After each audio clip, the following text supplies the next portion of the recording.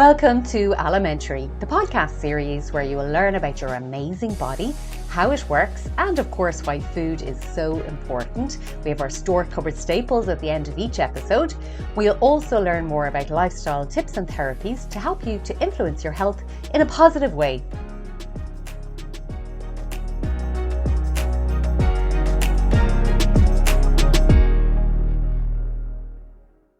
Welcome back to Alimentary.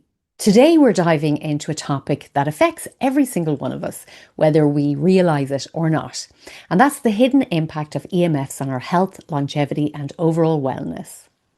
From smartphones and Wi-Fi to wearable devices and smart homes, our modern lives are surrounded by invisible waves of electromagnetic fields. But what do these exposures really mean for our bodies, our brains and even our fertility? To help us unpack this, we are joined by Arthur Menard, Forbes 30 Under 30 entrepreneur, TEDx speaker, and founder of HAVN, the world's first EMF-blocking apparel designed for daily wear. HAVN's patented WaveStopper fabric is trusted by doctors, elite athletes, and even the US Air Force to reduce radiation exposure that can affect hormones, fertility, and cognitive function. Since launching, HAVN has helped tens of thousands of people worldwide take control of their well-being in our hyper-connected world. In this conversation, Arthur and I talk about the origins of his interest in EMFs, why it is so important to become aware of our exposure, and he shares some tips about how we can reduce our exposure, in addition to telling us about how he has developed clothing which can block EMFs. Arthur's mission is simple but powerful: to help people to live longer, feel better and thrive in an increasingly connected world. This episode brings science, innovation and actionable strategies together in a way that you won't want to miss. So please join me in welcoming Arthur Menard. Arthur, I'm really interested to hear all about EMFs and your journey and how you became so interested in this subject that you turned it into your business, your life's passion. But I wonder, could we start off maybe with an explanation about just what EMFs are, please? Absolutely. Well, Len, first, thanks for having me. Excited to be here. I'm delighted to have you. EMFs stand for electromagnetic fields or electromagnetic frequency, depending on the definition you're looking at. But either way, they're referring to invisible radiation that are being emitted by your devices, such as your microwave, your cell phone, Wi-Fi, Bluetooth. So basically today, any kind of connected devices that are transmitting information wirelessly is transmitting this information via little packets of information transmitted in the air in the form of radiation called EMF. So it started with the cell phone and more rapidly it's been infiltrating every part of our lives with, connected devices. I'm wearing a ring right now, connected homes, when you're thinking about your TV, your lights, your Alexa, whatever it is, and then connected cars and connected cities. So we're essentially living in a world now where the majority of devices around us are emitting EMF to communicate with one another. So really, EMFs are all around us. How did you become interested, or where did your journey begin with learning all about them? Yeah.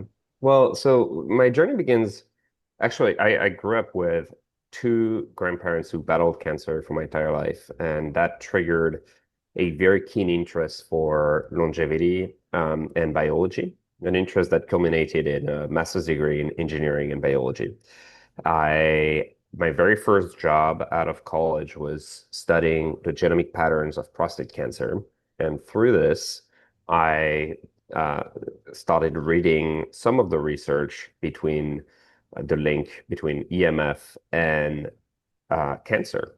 And I went down the rabbit hole and discovered that we had today a wide enough body of evidence to warrant a precaution principle where there is over 2,200 scientific studies, peer-reviewed scientific studies that are linking EMF to serious health effects, starting with cancer, but including fertility, cardiovascular disease, and neurological disorders, and realized that we're living in a world where we're going to be exposed to more and more EMF, not less, and that our exposure was only increasing. And so when it comes to science, historically, what we've seen is that there is always a gap between the moment where the scientific evidence is being released and the moment the public starts being aware of that risk. And so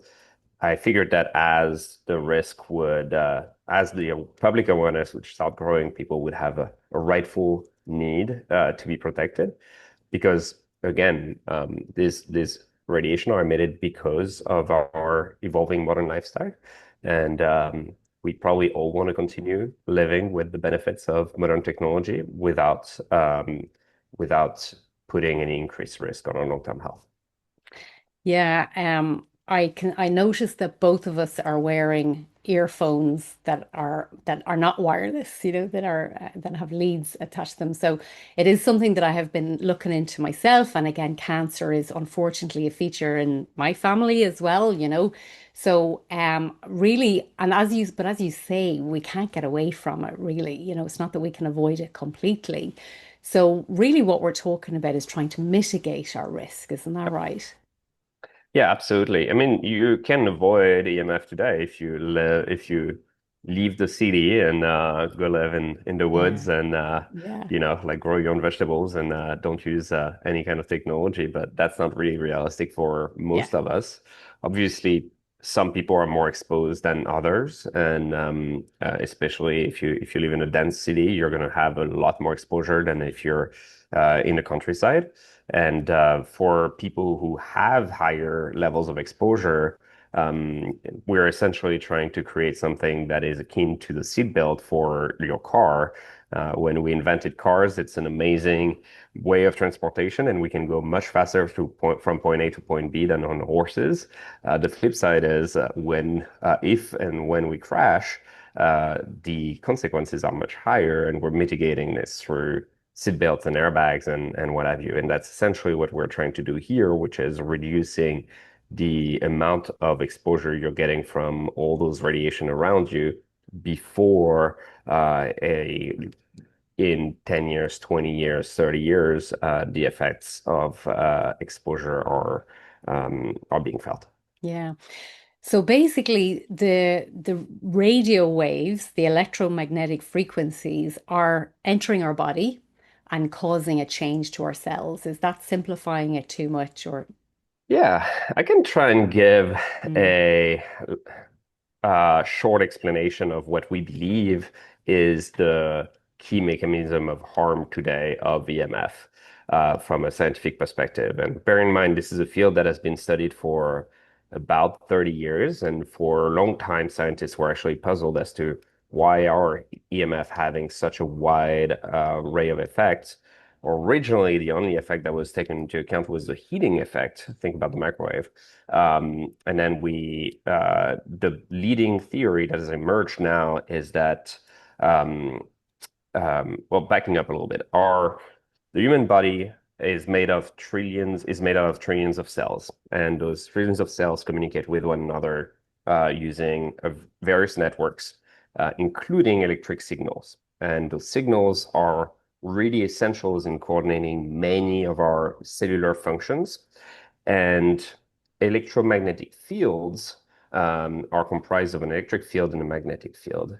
It's believed now, based on the most recent research, that the electric field of EMF can interfere with some of our electrical signals that are involved in cellular messaging that can ultimately disrupt that messaging, create an influx of calcium ion in the cell, which triggers a cascade of reaction where the end substract of those reactions are reacting oxygen species, also known as free radicals. And free radicals are pesky little things mm, that are unstable because they're missing an electron. and they're going to try and steal an electron to whichever molecule is nearest to them. And that molecule can turn into free radicals themselves, which creates cellular damage called oxidation. The Free radicals are countered by antioxidants. And when you have a state of imbalance where we have too many free radicals compared to the amount of free oxidants that are available to counter them, we're entering a state of oxidative stress, which is at the root cause of a lot of today's modern diseases, including cancer, Mm. as well as can play a role in exacerbating symptoms for certain chronic diseases. Think brain fog, migraines, fatigue, impact on sleep, as well as just putting our body in a fight or flight mode. So that's hopefully, No, I that's haven't really lost half of the great. people here Yeah, no, in no, that that's explanation. that's really great. That's actually the best explanation I've heard too. And it's actually interesting because it's all become part of our life as diets have become worse. So we're missing the antioxidants from our diet in addition to being exposed to more EMFs. So Well, more reason for everybody to eat their vegetables as well. well, Um, there is sorry to interrupt, Lynn. There is actually a question mark even today as to whether antioxidants that are coming from the diet are as effective than antioxidants that are naturally produced by the body. So okay. Mm, the best course of action when it comes to oxidative stress and antioxidants is actually to try and reduce free radical production, mm, which EMF are far from the only culprits. Part of the everyday uh, bad habits that can trigger free radical production include poor sleep, poor mm. diet, lack of exercise. So the more you are trying to avoid free radical production, the more likely you are to stay healthy. Yeah. And then it probably can't hurt to eat your Yeah, eat your vegetables. vegetables too. Because I think even some of the hormones that we produce, I mean, you mentioned sleep, and that's huge because obviously That's it. as we sleep, we produce more melatonin. I know obviously we make it when we're in the evening time to help us get to sleep, but then that's a really great antioxidant. That's something that I do tell people, that it's even better than food. So that's a really good point. And I guess I think I find your story very interesting because you have crossed over between like engineering and science and health. You're at it's a perfect application of engineering knowledge, isn't it? Yeah, well, the I think this is and when you look at the team here at Haven as well, we're a very unique team in that regard, where we've got this big crossover between scientists, engineers, and then people who know a little more about branding and clothing and all that good stuff. But I think um, that is why on my end I chose to major in two majors like this, because that's the best way of having that crossover to bring new technologies to the market is Mm. having being able to wear both hats. Although my scientist hat is a little better than my engineering hat. I'll Yeah, yeah. Well, it's being applied very, very well. I so you mentioned that it's that what Haven produce to help to mitigate EMS is clothing. So would you like to tell us a little bit about your, what kind of products can help and what yeah. you're making there at Haven? Yeah, so as we mentioned at the beginning of the podcast, the for the most part, exposure to EMF is really unavoidable. And especially because it doesn't only come from your devices, but it also comes from cell phone towers, Wi-Fi signals that are not necessarily your own routers. I have like 34 or 36 Wi-Fi signals here in this office, and then other people's devices as well. You Because EMF are being used by our phones, our computers, etc., to communicate with one another, we we we cannot prevent them from emitting those EMF or reduce the amount of production that they cause without impacting their ability to function normally. So if we were stopping EMF from a cell phone with like a case, for instance, that cell phone would be as good as airplane mode. It would not get any calls, any text, any access to the internet, etc. So the only way really to mitigate that exposure is to prevent the radiation from reaching our body. We are using a physical principle called electromagnetic shielding, which is akin to creating a Faraday cage. And this is a physical principle that we took inspiration from spacesuits. Spacesuits have a embedded layer of electromagnetic shielding because an astronaut in space is exposed to a ton of radiation. And we essentially took that physical principle and we turned it into fabric that can block 99.7% of EMF from reaching your body, and that we can integrate into comfortable everyday clothing. I'm wearing the t-shirt right now, the hat, we've got underwear, we've got gaiters, and more recently we started having accessories and home goods as well, such as blankets, and I have a laptop pad under my laptop as well. And really the approach here was, can we create a fabric that is natural? We're using pure seal fiber and cotton in order to get to that effect that has this blockage effect, and that can be worn as everyday basics to reduce our exposure without impacting any of our lifestyle or having to create new habits, which I think is really essential. It's extremely hard to break or create long-lasting habits, especially when they are tied to more addictive technologies such as phones. Mm. So your basics, so you're talking about sort of underwear, so people can still wear their normal clothes, but they're shielded under those. And even if like your hat is lovely, that baseball hat is really nice, so they look nice too. Um, so even having part of your body shielded, even if you just got the t-shirt or got the underwear, like that helps. You don't Yeah, have the to be way covered from head to toe, to still get benefits.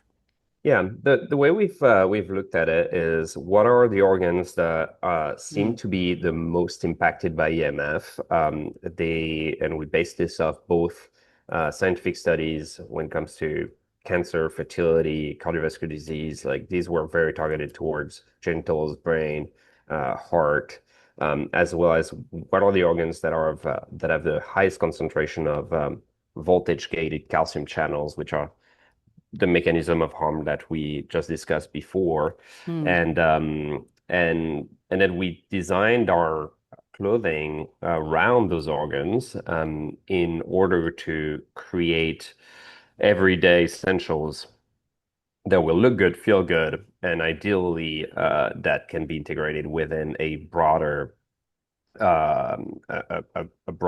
wardrobe that you can wear on a daily basis. So we started with the underwear, we expanded to the hats, and then more recently we've been adding quite a few number of products. That's great.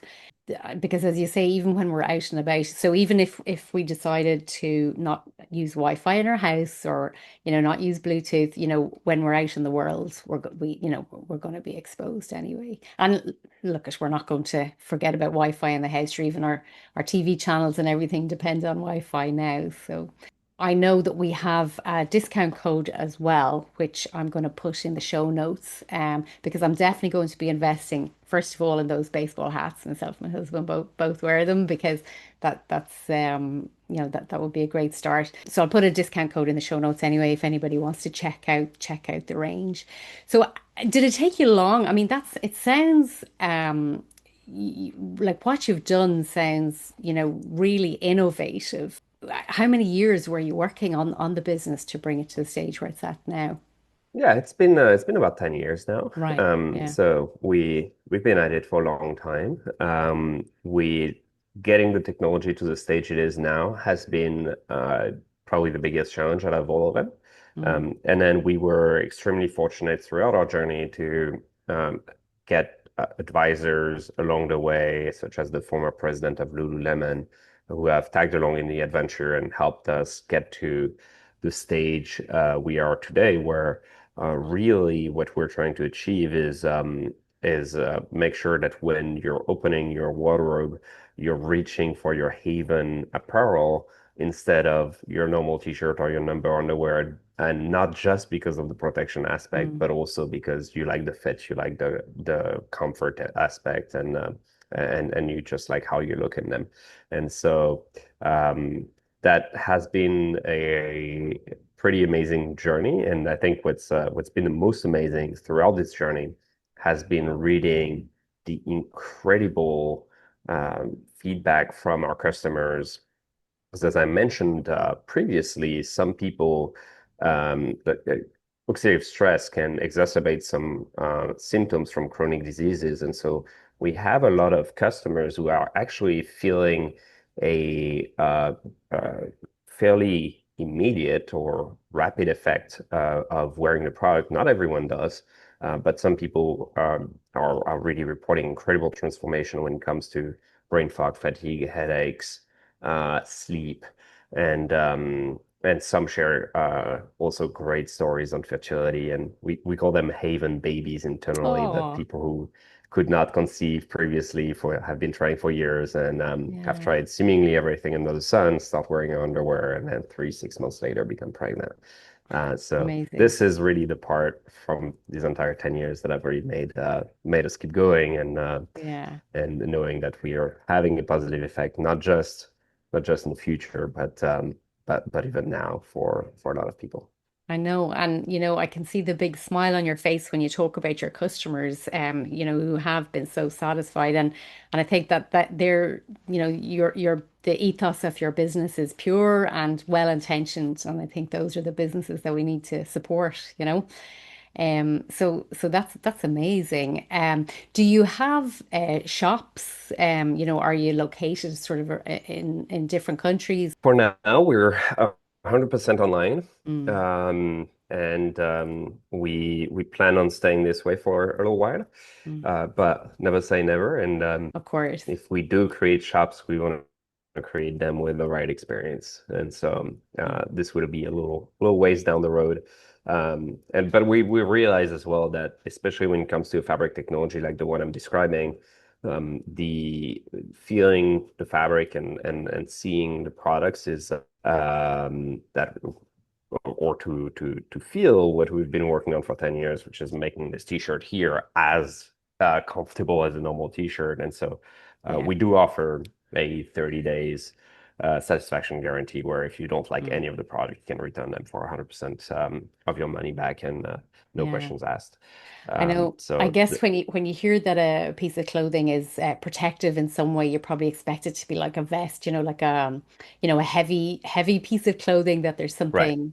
Yeah, but they're just like normal. Which the very first versions were, Mm, but we mm, did over 120 iterations on the fabric to get to where we are today, and really our North Star was the fact that when it comes to clothing, people are not going to wear it if it's not comfortable, if it's not mm. up to par compared to what they're wearing traditionally. And well, look, like there is a different fit for everyone out there, and we are not necessarily going to be the perfect clothing for every single body type, etc. But we've really tried our best and hardest to be as elegant as possible for the majority of people. Amazing. Is there anything else in terms of EMF, Arthur? Is there anything else that you think that people should know that maybe, I think, sometimes we don't want to know. We tend to just need to get on with our lives or whatever. And okay, if we think we don't have any control over something, we tend to maybe just try not to think about it.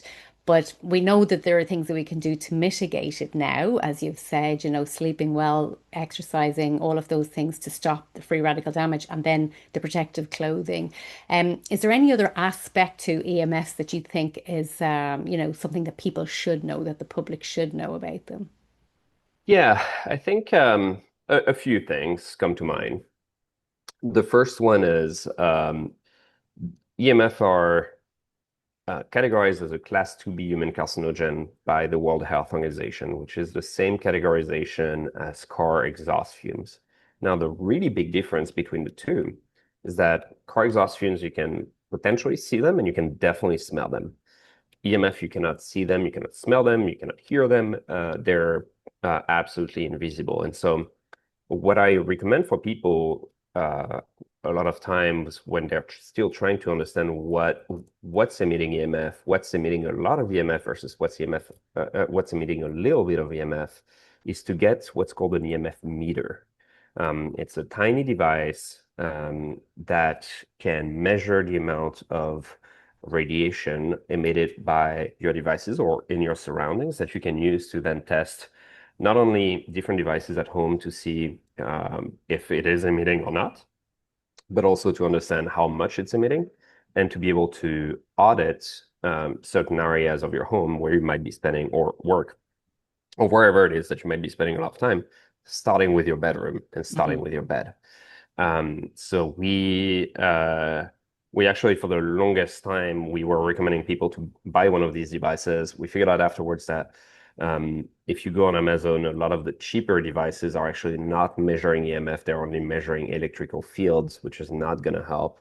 So we ended up sourcing the best EMF meter we could find, and that is the most consumer friendly. You can find it on our website. It's not our product. We source it from another company, but it is the best we could find for the best price. Feel free to buy any other EMF meter on the market. Just make sure you're buying one that does measure EMF field and RFs and not just electrical fields. And I think this is a really good first step that will help you understand how much are your AirPods emitting versus your cell phone. And you might be very surprised by the amount of EMF emission that certain everyday devices are emitting. I think that's my best recommendation I can give to people is really make the invisible visible when it comes to this, and that will really help you understand how your environment is looking on an EMF perspective. And the second piece is it is an environment that is at this stage fairly unregulated, and both when it comes to the safety limits. As we mentioned before, there are two aspects to EMF. There is the heating effect and there are the non-thermal effects. When it comes to all the safety regulations that are in place are all based on thermal effects and nothing based on the neuroscience of non-thermal effects. And as such, there are also a lot of companies that are trying to take advantage of people not necessarily understanding the field. And so there is for people out there listening, the only way to block EMF is to have a physical barrier between the emitting devices and what you're trying to protect. There is no way to purify, harmonize, filtrate. There is no filtration of EMF. So the stickers, pendants, and all these other devices have no scientific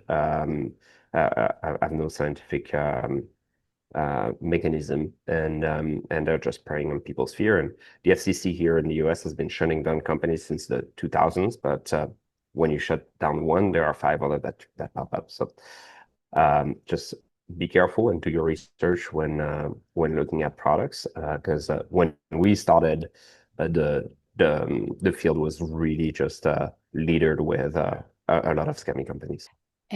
So I mean, even having some EMF free areas in your house, like your bedroom, for example, that would be a great start so that at least you're getting your good night's sleep.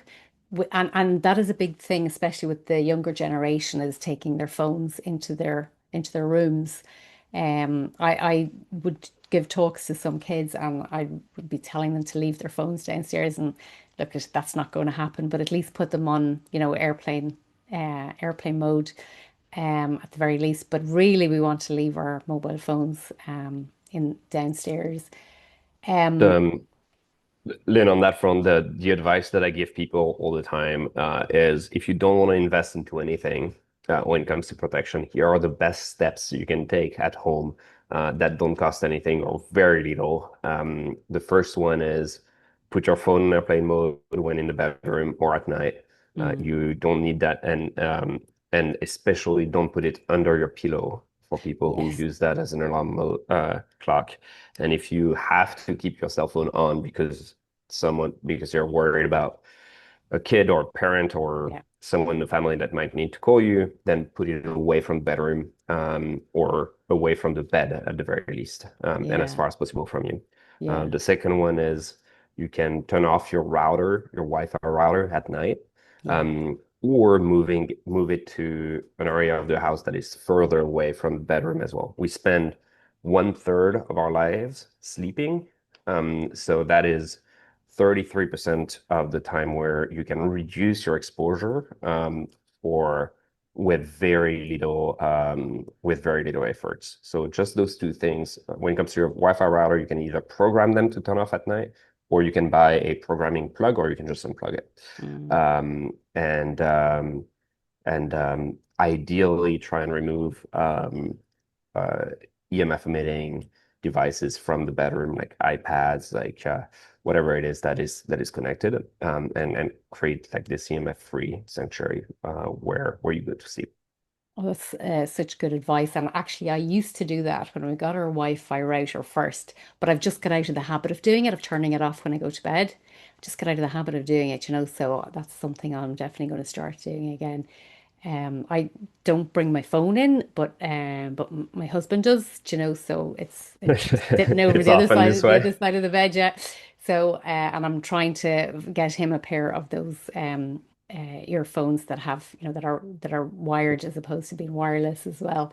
But it's fascinating, and the work that you've done is so important, Arthur. I really think so. So continued success with your business. I'm sure that you will have continued success because it is a topic I think that people have become more aware of, particularly in relation to their children and their kids and their use of devices. And I have to say, the clothes that I've seen so far, look really nice as well. So, you're satisfying that side of things too.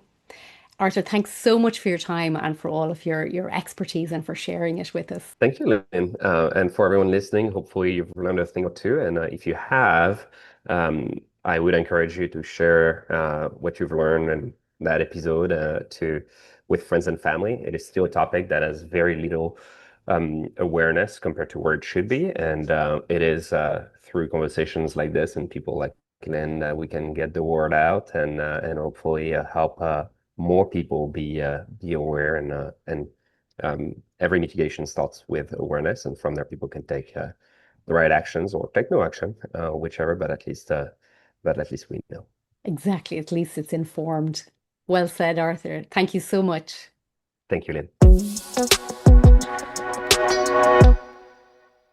My thanks to Arthur for sharing his story and his expertise. So, the store cupboard staple for this episode is one of the simplest and yet most powerful foods that we can include in our diet, and that's carrots. So often we sort of take them for granted, they're fairly common and we might think of them as a crunchy snack or a salad ingredient, but actually carrots are nutrient packed and they're a root vegetable with a wide range of health benefits. So we look at the nutrition first. Carrots are an excellent source of beta carotene, which our body converts into vitamin A. And vitamin A plays a vital role in supporting healthy vision, boosting our immune system, and keeping our skin vibrant. So there is an old saying that carrots can help us to see in the dark, and it has a little bit of truth in it. So consistent intake of vitamin A supports our eye health, preventing conditions like night blindness. But the benefits don't stop there, of course, because they're also, as a vegetable, they're rich in antioxidants. And antioxidants help to protect our cells from oxidative damage. So they play a role really in supporting our long-term brain health, slowing our aging processes, because remember, antioxidants are anti-aging. And, they also reduce the risk of chronic conditions like heart disease. When it comes to our digestion, one medium carrot provides about 2 grams of fibre.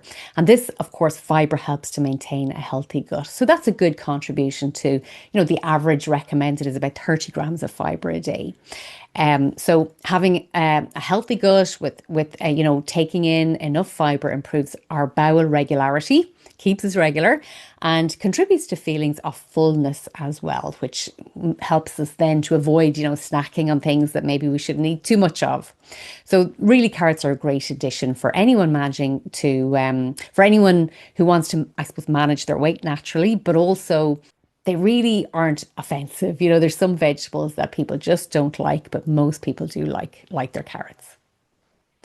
They're also actually if you are having issues with things like reflux, carrots are actually very easy on the digestive system. So generally speaking, they don't, irritate anybody if they have any gut issues. So of course, we can eat them raw, we can eat them cooked. They're really versatile. They're gorgeous roasted with a little drizzle of olive oil and some rosemary, some dried rosemary. We can add them into soups, of course. I have a recipe for a carrot, sweet potato and butternut squash soup. So that's obviously full of beta carotenes. I'll put a link to that in the show notes. And they're obviously, you can steam them as well, and that helps to retain the nutrients rather than boiling them. Of course, they're in coleslaw. So I have a recipe for a homemade coleslaw with carrots and red cabbage so I'll include that in the show notes as well. It's very, very quick and easy to make. And of course, they also work beautifully in baked goods like, carrot cake or muffins, adding that lovely moisture and sweetness to the cake. So whether you're aiming to improve your vision, boost your immunity, support your digestion, or just add more colourful foods into your diet and make sure that you're getting all the colours of the rainbow, carrots really are a simple and effective choice. They're affordable, easy to prepare and available all year round. And as I say, most people do like them. So the bottom line is, don't underestimate the power of this humble root vegetable. Carrots really aren't just a side dish. They're a foundation for long-lasting health and wellness, obviously, in the context of, all of the other healthy whole foods that you're eating. So hopefully there is enough information there to encourage you to add some more whole foods into your shopping trolley this week. Thank you for listening to today's episode. I just wanted to clarify that the podcast is for informational purposes only and does not substitute professional care from a doctor or trained health professional, nor constitute medical advice or services if you're in a position to need either. However, if you found it interesting, you can subscribe to make sure you don't miss future episodes, or sign up for my newsletter on lynsharkeynutrition.ie.